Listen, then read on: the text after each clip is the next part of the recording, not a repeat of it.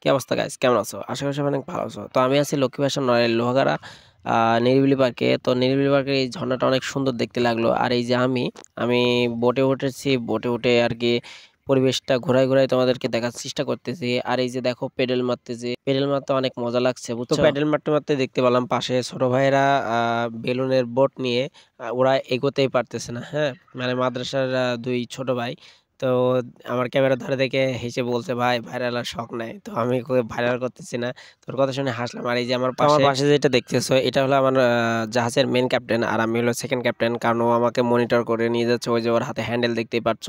আর পার্কের চারপাশটা অনেক সুন্দর লাগছে, কারণ অনেক কোয়ালিটিফুল রুম করা। আর তার উপরে এখানে বিয়ের প্লাস যে কোনো ইভেন্টে বা রুম ভাড়া দেওয়া হয়। ওই যে ওই পাশে দেখতে রাজার মতন একটা বাসা, তো ওইটাও ভাড়া দেওয়া হয়। আর এই যে পুকুরের মাঝখানে দেখতেই পারছো অনেক সুন্দর করে একটি মানে ছবি তোলার জায়গা করে দিচ্ছে। তো খুবই সুন্দর, মানে বলে বোঝানোর মতো না। তোমরা যারা লক্ষ্মী বাসা আছো বা নড়াইলে আসবা, তারা অবশ্যই এই পার্কটাতে ভিজিট করে যাবা। আর এই যে আমাদের বোটটা বেঁধেই গেল। তো তারপরেও আমাদের পাইলট মানে ঠিক করে নিচ্ছে, টুকটুক করে আগায় যাচ্ছে। অনেক সুন্দর, হাজারো সুন্দরতার মাঝে একটি ডলফিন মাছ পেয়ে গেলাম, যেটা অরিজিনাল না আর কি, ফেক। তো অনেক সুন্দর, তার গাল থেকে মাছ মানে পানি বের করছে। আর এই যে দেখতে পাচ্ছ বড় বড় ড্রাগন প্লাস অনেকগুলো বোট আছে, ঠিক আছে। তো গাইজ আমি ওকে মানে সুন্দর বলে একটা হাসি দিতে বলতেছি, ও হাসতে পারছে না, মানে মুসকে মুসকে হাসতেছে। তো এখন আমরা আর বোটে থাকবো না, ও অনেক সুন্দর একটা হাসি দিয়েছে। এখন আমরা বোট থেকে উঠে যাব। তো শেষমেশ আমরা বোট থেকে উঠে গিয়েছি, দেখতে পারছো অনেক সুন্দর একটি ভিউ।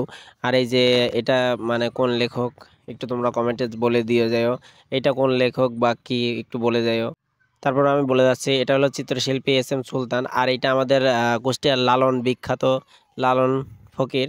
তো তোমরা সবাই চেনো লালনের মেলাজনা। আর এই যে টিকটক রিং। তো আবারও সেই ঝর্ণার কাছে চলে আসলাম। ঝর্ণাটা দেখতে অনেক সুন্দর লাগছে, এই কারণে ঝর্ণাটার ফুটেজ বারবার নিচ্ছি।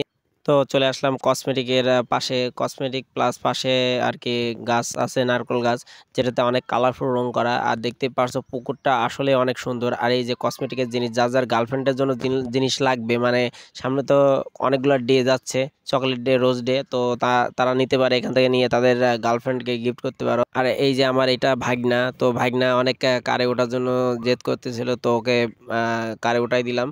তো অকাম করতেছে, মানে লাইট জ্বলাচ্ছে নিভাচ্ছে, জ্বলাচ্ছে নিভাচ্ছে। তো বাচ্চাদের খেলা করতে দেখতেও ভালো লাগে।